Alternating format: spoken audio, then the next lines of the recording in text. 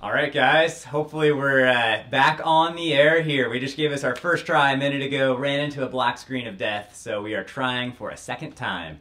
If we get some comments that the audio is working, that will be extremely helpful. So, Andy's telling us about his background. You have a brother, right? I do, yeah, a twin brother. And we were both racing pro for several years. Yeah, so you grew up in the Berkeley area? Yeah, we grew up in Berkeley, California. There's a lot of hills and a lot of trails close by to there. So not great mountain biking, but pretty fun to go learn on. And when you're young, you're like, I don't know, 8, 9, 10, 11. You don't have a car, your bike is your freedom. And so our mom gave us like a square block of the city. We had to stay within these streets. And then that block got bigger and bigger and bigger until it was just go biking. Nice. And we go up in the hills, we crash our brains out, we come back all scarred up. But you guys were super competitive and you were racing each other the whole time. Yeah, we would try to like beat each other down the hills, pack it in at 40 miles an hour, just like, ow. And you and your brother have both been professional level racers for pretty much your entire lives as a result of this, yeah, right? That's true. I went pro at like 21 or 20 or something like that. For mountain or road? For mountain bikes initially. Okay. And then I kind of transitioned from mountain bikes because I wasn't making any money at it. Right. Actually took like several years to pay off all my mountain biking bills. Just being pro. Woo. But then I did a lot of cyclocross. Okay. I went to the World Championships 3 times for that. And cool. Had a good amount of success. And so that was my wintertime sport. And in the summertime, I transitioned from mountain bikes to road bikes. Okay. So that I actually make some money.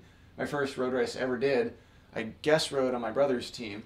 And it was the Saturn Cycling Classic, which is Boulder to Breckenridge. 140 miles. You climb out of Boulder to 10,000 feet. You never go back below 10,000 feet for the rest of the time. Oh. And I was the only guy that finished out of the whole team. Because everybody else they hadn't acclimated very well. Okay. They were all just shattered. I had been in Moab and Durango for like a couple weeks. Mountain biking? So I was acclimated. The weekend before, I did an Urban National in Durango. Yeah. Was going so hard that I blacked out on the bike and fell over. What year is this? 2002. Okay, so that's like in town Durango. Yeah, we were racing on Fort Lewis. Cool. And like the course marshal runs over and is like, "Are you okay?" I was like, "Yeah, I'm fine, except I can't see anything." And I was like, "I'm done with my race. Never mind." And so that got you ready for the race, the Breckenridge Boulder. So then that was like kind of a typical mountain bike race for me, just going absolutely as hard as I could and getting nothing for it. And then the next weekend I did the road race and I was the only guy that finished, and I finished in the money. I was like 19th or something. Yeah. $600. I was like, I make money doing this. I'm doing road racing from now on. Nice. I found out that I was like a lot better at that. So really? Yeah. So your finishes were better on the road than on the mountain? My ability to make money was better. Okay. Okay. So I did better at that for sure. Cool. So, okay, and then the other thing we need to mention on this new live broadcast is that you are from Berkeley, but you started going to school in Santa Cruz. Yep, that's true. And then you went back to Berkeley to finish your degree in engineering. Right. Yeah. So going to school in Berkeley for high school, I kind of wanted to get out of town. Sure. I could have gone straight to UC Berkeley, but like I don't want college to be an extension of high school. Yeah. It's just like too much baggage. So got out of town and went to Santa Cruz. Santa Cruz is totally different than Berkeley. Yes, it is. No, it's not. It's like Berkeley's little kid sister. Super similar feel, a lot of hippies and stuff. Yeah. That's funny. I always think of Santa Cruz as being super different than Berkeley because I'm from Santa Cruz and want to have it be my cool hometown. But yeah. I guess you're right. Yeah, there's a lot of Birkenstocks in both towns. Right. The surf culture in Santa Cruz is so strong. That is I didn't pretty see different. any of that in Berkeley. That is true. They're different, but they're similar too. Like they're hippie central. So I got out of town for a little bit and was living on UCSC campus, like pretty much at the top of the trails. But at the time, there's only 2 trails down to Highway 9, and now there's like, I don't know, 17 or 18 trails. Yeah. So went mountain biking, rode my BMX bike on the trails to class and stuff. That was pretty fun. I just lived up in the woods and went to school. Were you still racing during I was, school? But I was getting my butt kicked. Okay. I was probably drinking more beer than training, so... And that's mountain bike racing? Yeah, I was still mountain bike racing, okay. racing, expert class, cross country. Okay, and then you go to UC Berkeley starting in which year? 1999. Okay. And I had done only a couple road races And then my road racing really started at Cal, doing collegiate road races. I did mountain bike races in the fall and road races in the spring. The community, in the collegiate cycling scene is so great. Totally. Super supportive, and I was having some success in the races, so I was motivated to keep going. I was doing a lot more training, and success builds on success, and so I was able to progress from there. That was pretty cool. Sweet. Yeah, I also raced WCCC mountain bikes, and still people I raced with work at half the companies that I'm sponsored by. And, right. Yeah, and other companies got no relationship with a bunch of those folks. Yeah, it's such a small world. It's hilarious. Yeah, it's true. Even some of my coworkers now, they were racing, Colin races. Yeah, Colin. I was going to school when Colin was at Poly too. Yeah. I remember. Yeah. And he was only a year behind me, so he was in the wake of me finishing mountain bike racing at UC Berkeley, and he was coming in at Cal Poly. So it's always such a small, tight world in the bike community. Yeah, that's what's cool about it. Definitely. So you graduate from Berkeley, you've gotten into the road thing, you realize you can pay off the mountain bike debt through the road racing. Yeah. Yeah, I was, still working at a shop part-time and training as much as I could. And is that shop an Ibis dealer today? I think they shut down now. Oh! The Solano Cyclery. Okay, yeah, they did. Guys. Yeah, But, late 2010s. Yeah, so they let me race. I was actually racing their colors for mountain bikes for a bit, and then I was racing for Sierra Nevada for a year. But the first real taste of success, especially international success, was in cyclocross, racing for the Cliff Bar Pro team, and it's a Berkeley-based company as well. So that was a pretty tight-knit group, and the success there was crazy. All 4 of us on the team went to the Worlds every year that we had the team, and so it was just we were just going out every weekend campaigning, and we were crushing it. It was super fun. So what years was the Cliff Pro team? 2002 and 3 or 1 and 2. Okay. It's a while ago. So. Yeah. So really the gist of it is I used to race. It was a while I back. did too. It was a while back for sure. Sweet. And then at what point does this whole era of you and your wife traveling the country in a giant trailer and just living out of the trailer, when does that begin? When does that take place? So there was this whole stint where I quit racing, and so the husband of one of my teammates on Cliff Bar, he worked for Specialized, and he pinged me. He's like, hey, there's a job opening for an engineer. And I was like, well, I have an engineering degree, and I'm tired of being broke. And so at that point, I was like, well, I could stop racing. That'd be fine. And I went to work for Specialized for 5 years. Wow. I was actually the road bike product manager for a while.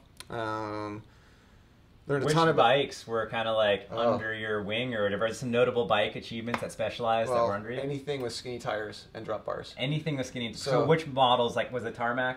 Or the Tarmac, the Alley, the Roubaix. What was their cross bike? The Tricross? The Tricross. That was my bike. Cool. The size 56 Tricross was a custom bike for me that I just made it a whole rest of the line and the rest of the bikes and all the sizes for just so I could have my own custom bike.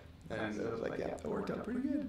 So you were working full-time at Specialized, 2004? 2002 to 7. Okay, and are you racing simultaneously? Yeah, I did a lot of local races. I did a year actually pro with Webcor because they were sponsored by Specialized. While you were working full-time? While I was working, yeah. In the gauntlet at the meat grinder. Yeah, and took a week off to go to Philly Week and got my butt kicked. Okay. It was just wow, this is crazy. But, racing the first prototype of the Tarmac SL. The only one in existence, and I'm out racing it at pro level. So it was confirmed, that bike's pretty good. Nice. Let's go sell it. So then, what's next after Special? I remember seeing you racing big-time road events. Yeah. So to end my career at Specialized, it took me hitting a light pole at 40 miles an hour local crit. That'll leave a mark. It did. I got an instant helicopter flight, a week in the hospital. I don't recommend it.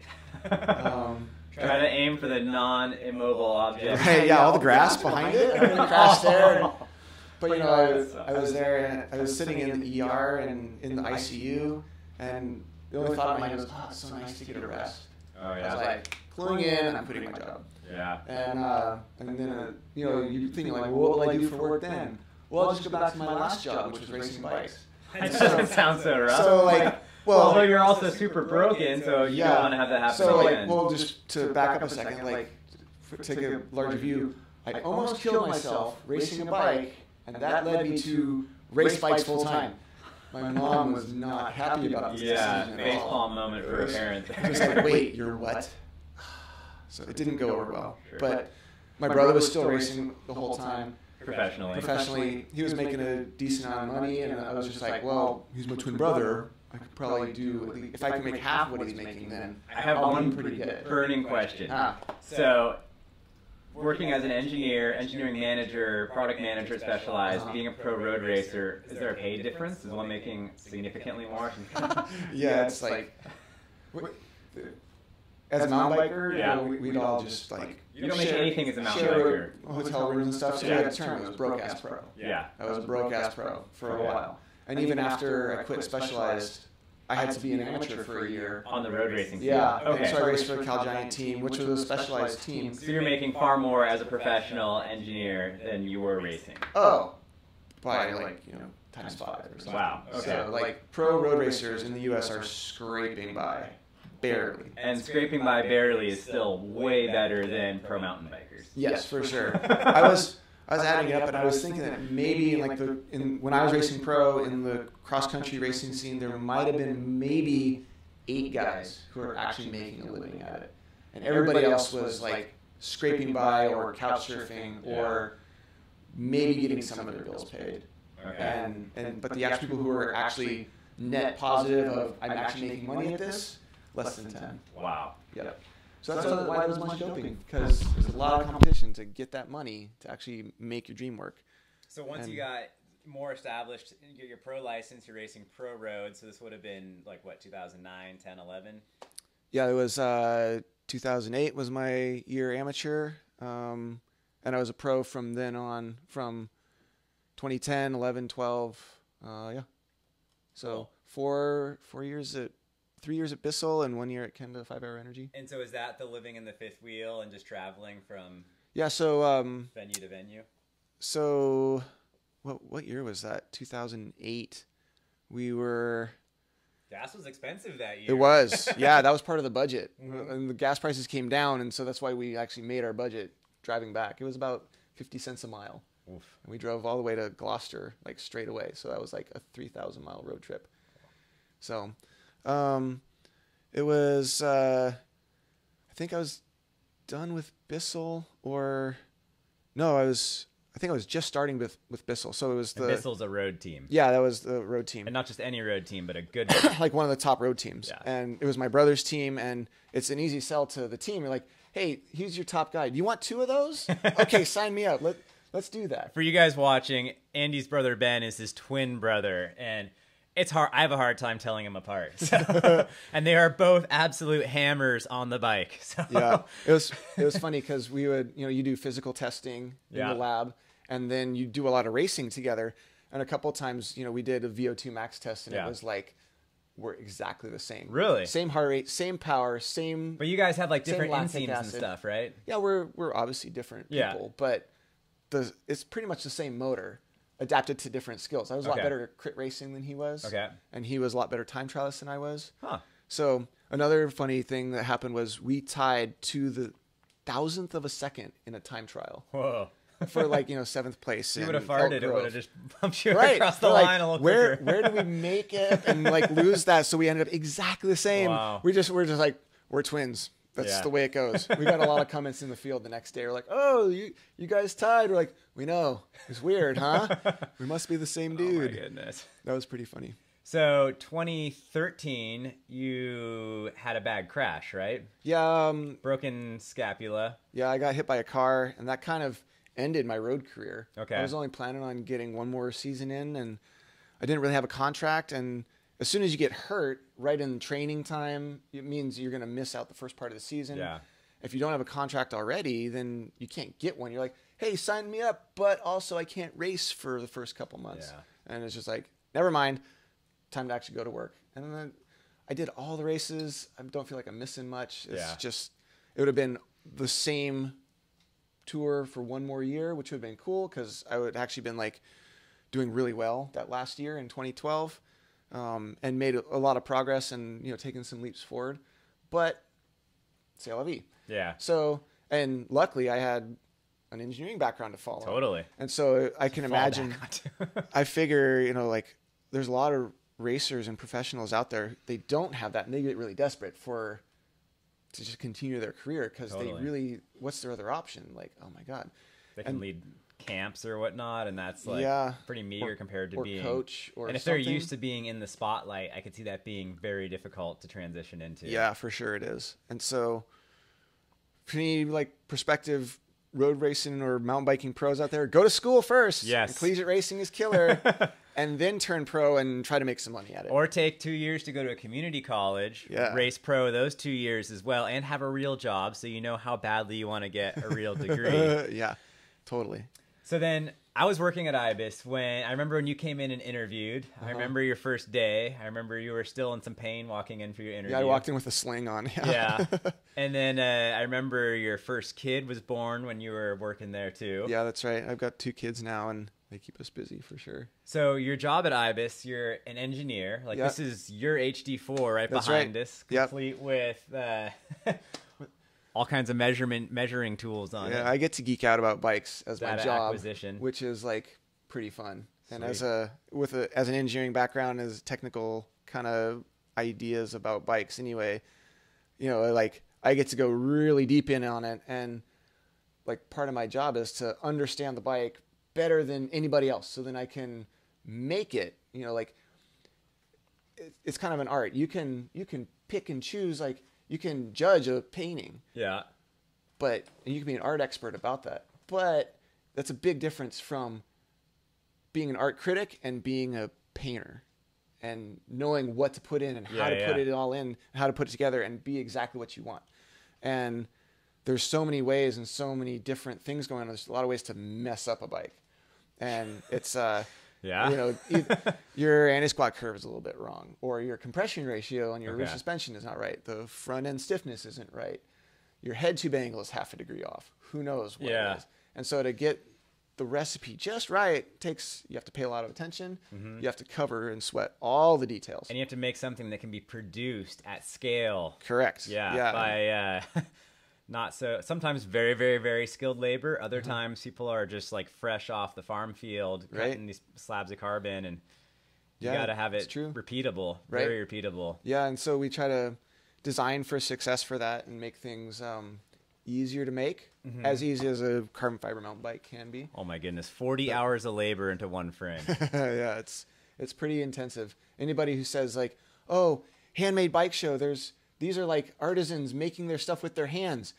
Every carbon frame out in the world is made purely by people's hands and labor. Yeah. And it's pretty impressive, the skill and the expertise that goes into it. And all the carbon frames right now are made in China because that's where the expertise is. Totally. They've been making carbon frames for years and decades. They have the technology, they have the skilled labor force, they have the less skilled but affordable labor force for the other parts of the process. Yeah. They have a lot of parts of the process dialed in of exactly which carbon resin to use and the layups and all these things, and that is literally where the worldwide expertise is for making bikes. And not just China, but it's in the Shenzhen region specifically, right? Yeah, it seems like Taiwan is really the epicenter of bicycle industry. Yeah. And so then a lot of as far as I know, all the factories that make carbon are Taiwanese owned. Okay. And so they took all that bike industry expertise and moved it to China for a little bit lower wages and to save some costs there. But they brought all that expertise with them. Mm-hmm. And now that China is becoming more expensive to live, and so like there's not as much of a wage gap or wage advantage there. Yeah. So then you're seeing factories moving to other places like Vietnam or Cambodia, or even farther out there. Or to Santa Cruz. Yeah. Yep. It's funny. Kestrel used to make carbon fiber bikes, mountain bikes, and road bikes. Oh, yeah, in Watsonville. In Watsonville, where I live. 1988 or something. Yeah, and I always thought that it was, the guys working there could be picking berries or making carbon bikes, and you just take your pick. Do you want to get sunburned, or do you want to have some? Take your pick, no pun dust? intended. and so it's a little more skilled, and the people who are doing it are like very skilled. Yeah. And we even have like the guy who's making the 831 small Ripleys. he is a master technician. That's Ruben? Ruben is amazing. Cool. And so anybody who says that it's not skilled labor hasn't actually been involved in the process. It is amazing. And so it's like auto body work essentially for a lot of that sanding. And then there's far more to it than that. Well, so like, you know, we did a lot of work on getting the layup just right so that it doesn't take a lot of sanding and auto body work. Yeah. That it comes out of the mold pretty much perfect. Nice. And that took a lot of element and a lot of like to the millimeter precision, you know, like cutting down the layup just right so it just fits, so it just fills out the mold. And they've got it dialed, and Ruben is so good. And nice. he is making some really, really nice frames. Heck yeah, Ruben. Yeah. Well, I think we got some questions from the YouTube live stream and from the Instagram live stream. I think Colby can probably bring a couple to us. Yeah, you got your mic on there, Colby? I believe so, yeah. So we have one from Revs, which is kind of more of a product, but he says he has an HD4 X01 works due to arrive this week, and he's wondering how well the Cush core works with wide rims. Ooh, that's a good question for Andy. Still effective? Our EWS team is using Cush core in their races now, and I mean they are blasting through rocks and like crazy stuff way faster than any normal human being should be. And they pretty much need to be riding Cush core in order to just survive the race. Yeah. To keep the tires surviving or the rims surviving? The rims are actually doing pretty good. Cool. It's mainly the purpose is not to flat. Yeah. Because that kind of kills your race. And so they're kind of overdoing it to make sure that the tire holds air all the way through so they can, you know, make it through the race without losing a whole lot of time. Downhill where you only have 1 3-minute run. You've got 5 right. 3 to 10-minute runs right. in a row, and you have only a couple chances to fix anything that's going wrong with your bike. If you flat, and there's like this whole calculus to it, if you flat towards the upper part of a course, then you stop and you take the time to fix the flat. You lose a bunch of time, but then you make up time. You're going faster, you know, downhill later, and you don't destroy yourself to the point that you're out of the running. Right. If you flat towards the bottom, like in the last minute of the course, you ride the flat and you just risk smashing your rim. But that's where Cush core is going to help a ton. Yeah, you get a little more Cush, and so it adds a lot of weight. So your rolling mass is a bit more. It adds some damping, so like your ability to take up bumps is a little bit better. Okay. It's a totally different feel, and so it's best to try it, decide if it works right for you, and if it works right for your riding conditions. Sweet. Colby, what other questions we have coming in? I see there's a ton right there. Yeah. So from Josh, I'm not sure what this is quite referring to, but he says same foot forward on the pedals. I think that maybe... Okay, so when you're coasting, you either have your left foot forward. Like when you're snowboarding, you're either goofy or regular foot. On a mountain bike, same thing because your pedals are offset. So what's this question about? That's all he said was same foot forward on the pedals. Well, I will adapt it. So, Andy, can we design bikes to work better with 1 foot forward versus the other? Oh, it's the same. Yeah. I ride the snowboard goofy, so I ride with my right foot forward. Okay. But as a pro, you have to like be way more adaptable and flexible. There's sometimes where it's better to be the other way. I can do either. Nice. Man, I still have a hard time like doing really technical riding with my other foot forward. I can kind of do it, but man, it's so trying to bunny hop that way. It feels weird. Your brain is like, this is wrong. You're doing it wrong. Do we? Got another one? Got another one for you. Sweet. So, Andy, what do you think about Latte's geometries versus 5 years ago? I might be pronouncing that wrong. What was the name of that? Latte's geometries. Latte's geometries. I'm not so sure what Latte's geometries is. You mean the latest geometries? The latest yeah, so that's modern. A good typo. Steep seat angle, slack head angle, long front center, we have tiny chain stick. I do have a good amount of insight into this. So we, when we developed the HD4, my impetus was to make a bike that the EWS racers wanted. Yeah. They were running HD3s, but plus a size with angle sets, and they were kind of hodgepodge together to be what they wanted. And my goal with the HD4 is to make exactly what they wanted. So extra long front center, much slacker head angle. More progressive suspension. Yep, the suspension was a lot more progressive. You can even run a coil on it. So we learned a lot from that, especially with weight bias, because that puts a lot more of the weight on the rear when you extend the front out. Yeah. And we thought that bike was going to be like the longest thing out there. We're like, this is crazy. We're just going like so far past where we thought we should be at the time. And by the time the bike was actually launched, we were right down the middle, exactly where everybody else was.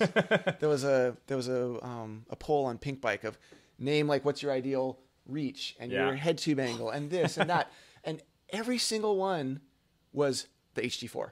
We're like, Sweet. Nailed that one on the head, right on, from like 2 years ago. Nice. And so, but we thought we were being like totally outlandish with it. Yeah. But so then, you thought you were being nothing conservative, totally. No, we thought we were like way off going the deep out end. in left field, Yeah. and then that's pretty much what everybody else did. That's hilarious. And so then that was kind of eye opening. Like, well, so what is long and slack then? And so at the time, there's some really crazy geometries out there, like from Geometron and Mojo and Pole, and so we bought one of those and tried it, and it was eye-opening. Like, it did some things poorly. Like, it has really long chainstays, so it doesn't actually get around a corner very well. That sounds miserable to me. It's kind of a sled. It's definitely like not the kind of My bike style you is like. very much like always wheeling. Yeah, so. it was really hard to manual, but it did some great things, which was it climbed steep climbs really well. Cool. It had the wheelbase of a downhill bike, Sure. but it climbed up some crazy stuff with excellent control. And so that kind of clued us in, like weight balance. You need more weight on the front wheel.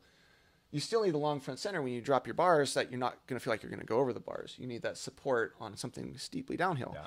But you need more weight when the seat saddles up. And so move the seat angle forward, keep the top tube length the same. So when you're sitting on the saddle, your bars are kind of in a Comfortably natural out there, position. And the difference was night and day. You're going up something like crazy steep where your legs can barely get you up it. And instead of being like straining to keep your weight forward, and you're just relaxed upper body. You're just kind of steering. It's a natural position for the. Like, this is stuff. weird. So we integrated that. We actually had tooled the Ritmo with geometry that was very similar to the HD4 at that time. We changed. We're like, this is so much better, and so we changed. You went steeper on the seat angle. Much steeper on the seat angle. Yeah, 2 degrees. So about 76 seems to be like kind of our sweet spot right now. It depends on the head angle, because a steeper head angle will kick the front out more, which means you need a steeper seat angle in order to produce more balance front to rear. I mean, slacker head angle means steeper seat tube angle. Correct, yeah, to provide that same weight balance. Yeah. Our goal was to provide the same weight bias front to rear. And so, I put a scale on the ground and sat on my bike. It was on the HD4, it's 60 or 35 front, 65 rear. Oh, wow. And on the Pole, it was 38 front, and the Ranger 62 in the rear. Yeah. So it's only like a 3% difference, but in terms of the actual gain that you get, at my weight, it's 11 more pounds on the front wheel, or 11% more. And so it was like 11% more traction, which you feel instantly. You're just like, I have more traction. I can just turn, and your wheel isn't sliding out or anything. You're locked in. Cool. And so it was like really eye-opening. And so that's something that we're kind of integrating into future designs, and everybody loves the Ritmo because of the breadth of its skills. You can climb up something steep, you can go down something steep, and so we feel like that's really like a nice way to go. Sweet. So why not just go to, we got a question on Instagram about a 77-degree seat angle. 67, or that was the head tube.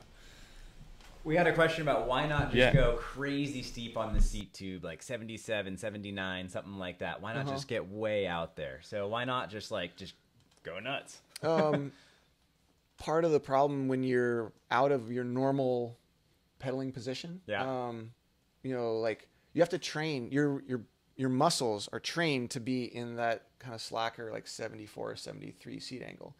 And so it's only when you're going up something very steep do you start feeling like, oh, this feels more natural. If you're riding on a flat ground, having your hips so far forward and more open hip angle and stuff, it starts to feel weird. You're using muscles that have never really been used before. Oh, man. Your legs need to learn how to fire again. And so the transition from one to the other can be painful. Okay. And so to not be so extreme in that kind of helps transition people away from the 73, 74 seat angles into something a little steeper. So eventually we might see something steeper, maybe? If it makes sense. Like I said, if the head angle's slacker, which puts the front wheel out, then you need to put more weight on that front wheel, and so then you have to go a little bit steeper.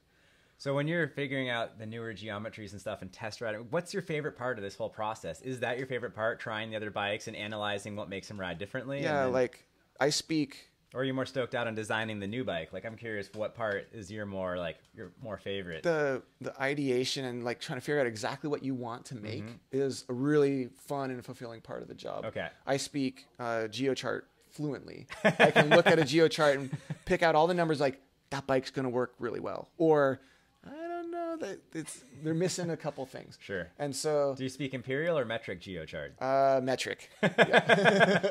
Perfect. Somebody says, I want a 44-inch top tube or wheelbase, or I don't even know. 48-inch wheelbase, I think, would be downhill-ish. Yeah. I haven't even looked at wheelbases in a while. But I know like a 1,275 millimeter wheelbase is. That's big. That's long. And so, yeah, it's that ideation of it and trying to create in your head how you want the bike to work. That's really, really fun. Cool. And then the whole next step of the process is to turn it into a 2D shape, into a 3D shape, and make it look really great. And then the next step of the process is to do the carbon fiber layup and make it ride really great. Watch the layup get put together, assist with doing it, how you want it to get put together. I have a lot of experience with carbon fiber layup, and even back to doing the analysis in classes and stuff, like math that I couldn't even try to deal with now.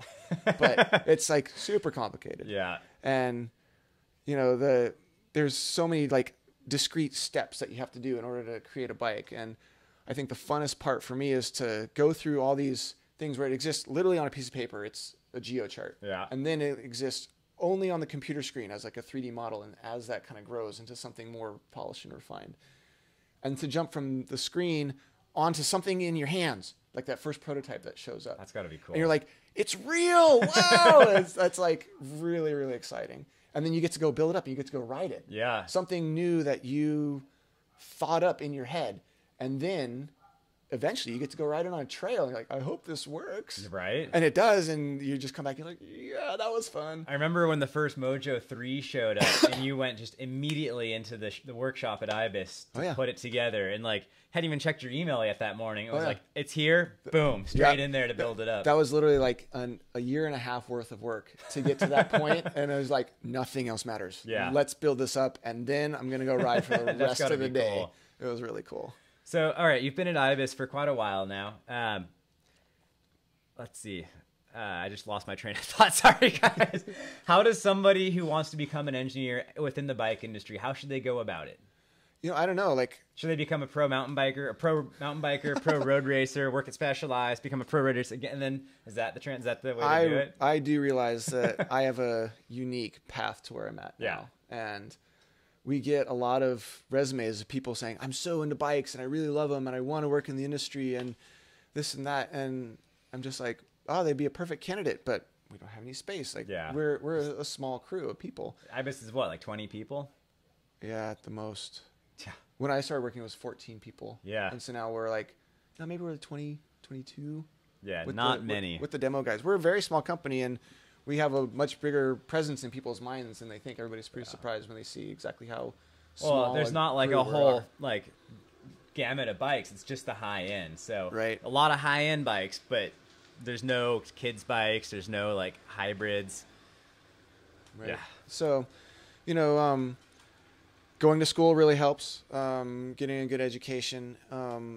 Being a mountain biker would definitely help. having that personal experience, and like when I in school, I was obviously had bikes on the brain, and so then every class I took, I was taking for a reason. I took a carbon fiber layup class, and they were talking. The professor used to be like a advanced R&D at Ford, so he was talking about a lot of car parts. Oh wow! And then I did a presentation at the end, and I showed like a Kestrel 4000 with tri-spoke wheels, and I compare that to a typical triple triangle steel frame or something like that. And you're like, this is what you can do in metal, and this is what you can do in carbon, and everyone's like, whoa! Like they didn't have that application of like this is what it means to be able to analyze things and gives you the freedom to change up shapes. Sure. And they're like, I need to take this class all over again. Like to have that to be able to focus on exactly what all this means and apply it to something made a huge difference in my education. And so being into bikes initially, getting that education with something to apply it to was like really good for me. Nice. Made a big difference. And then to get a job at a company like Ibis, to me, it seems like working at a bike shop for a year or two would be very, very, very key. Just to have an idea of real world problems people have with their bikes and issues and questions. I went to United Bicycle Institute when I was 15. Okay. I spent a couple weeks up in Ashland. Was Nathan Riddle your teacher? I don't even remember. I think he's too young. Yeah. He was probably born then or something. Yeah. I think he's a year or two older than you. That was 1992.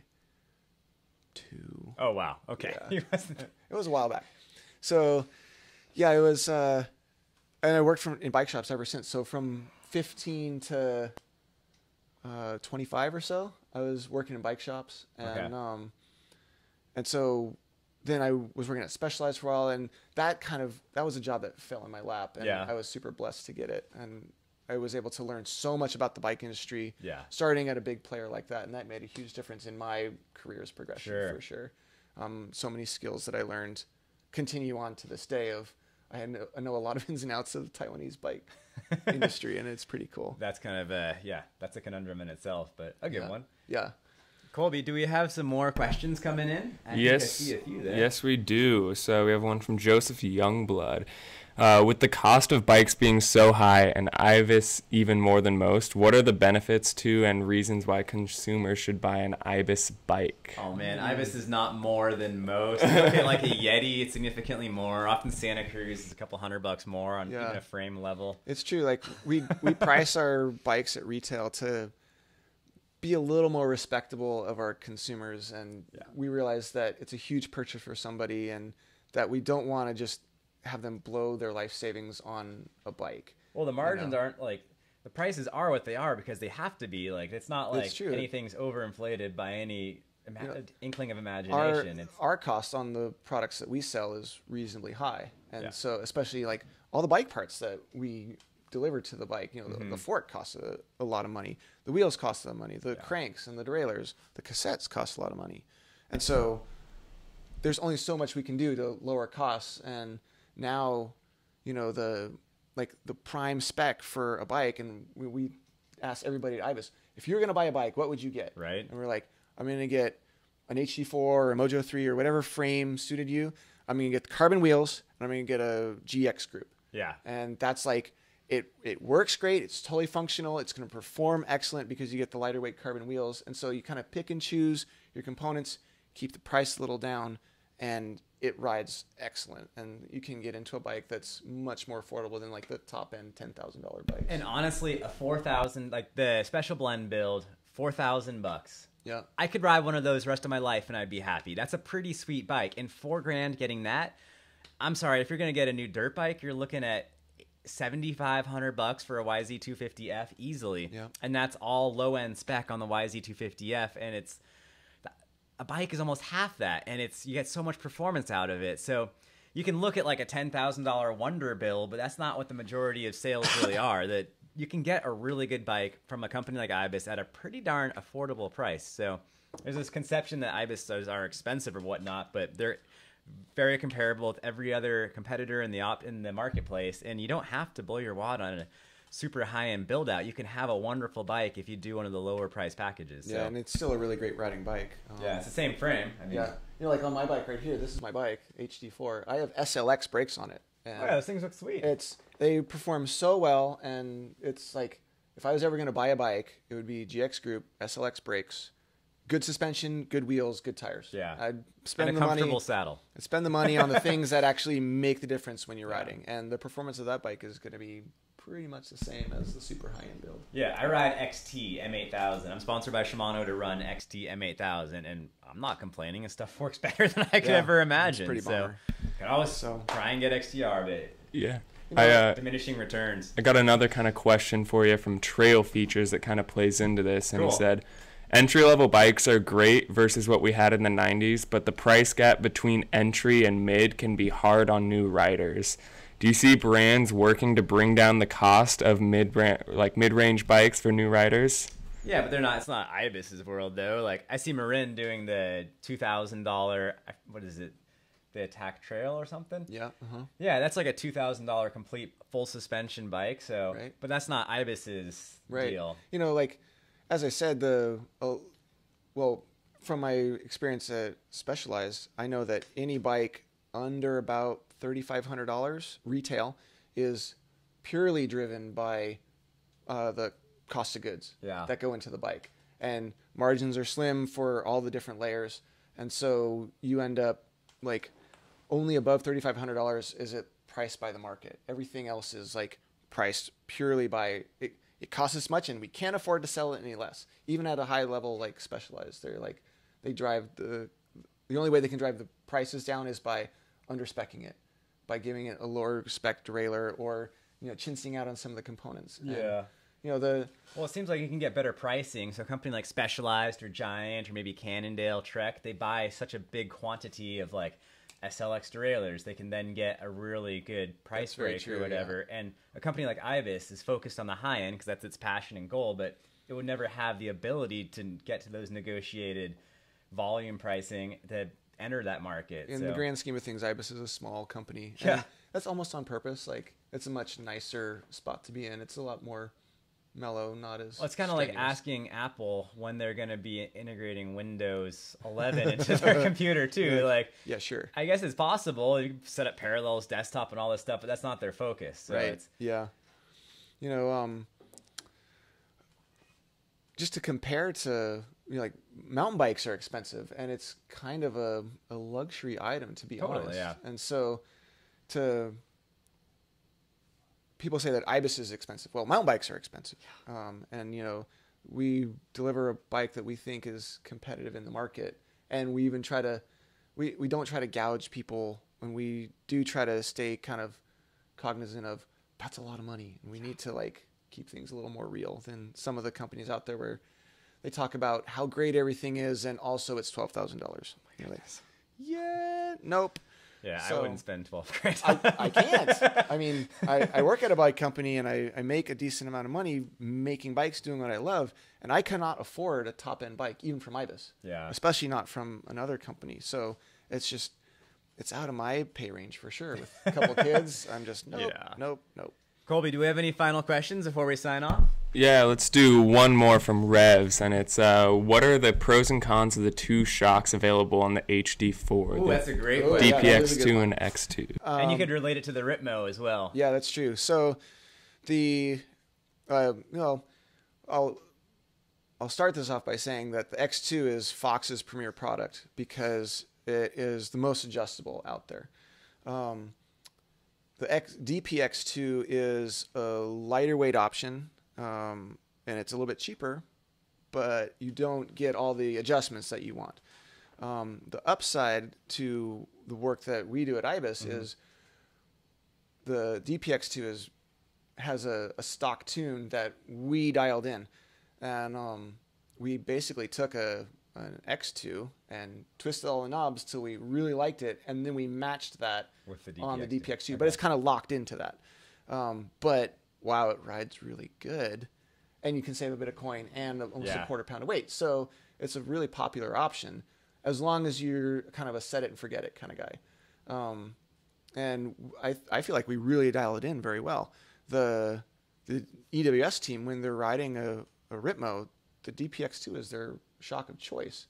And so Fox initially wanted to market the X2 as like the premier product, and all of our guys were like, but that shock works better. Yeah, so that's what we're going to run. run. A lot. I do too. And I've tested out other shocks from other companies, and I keep going back to a DPX2. I would finish out a testing session and then jump on a bike with a DPX.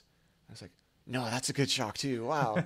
So like right now I'm trying out the new 2019 Fox X2, and I'm liking that quite a bit. Cool. That's the first time I've been on a air shock in almost a year and a half. All coils before? I've been trying to validate a lot of coils. We get a lot of questions for, hey, can I run this coil or that coil on your bike?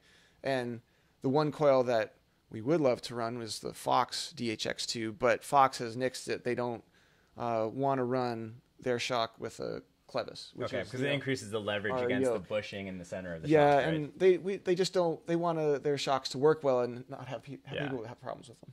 So I've been trying out other coils and, you know, like from Cane Creek or EXT or Olin's or RockShox. And, you know, any of those actually work quite well. And, cool. I prefer the feel of a coil on my HD4 now, and I'm really digging it. And so Sweet. I've actually been pretty impressed with the X2, the new 2019 X2. It's on par with any of these coils. So our stock high-end offering is quite good. That is not to say anybody who doesn't want a coil, you can actually run them now on HD4. Sweet. One with enough bushing overlap. Yeah, correct. So anything but a Fox, pretty much. Okay. Sweet.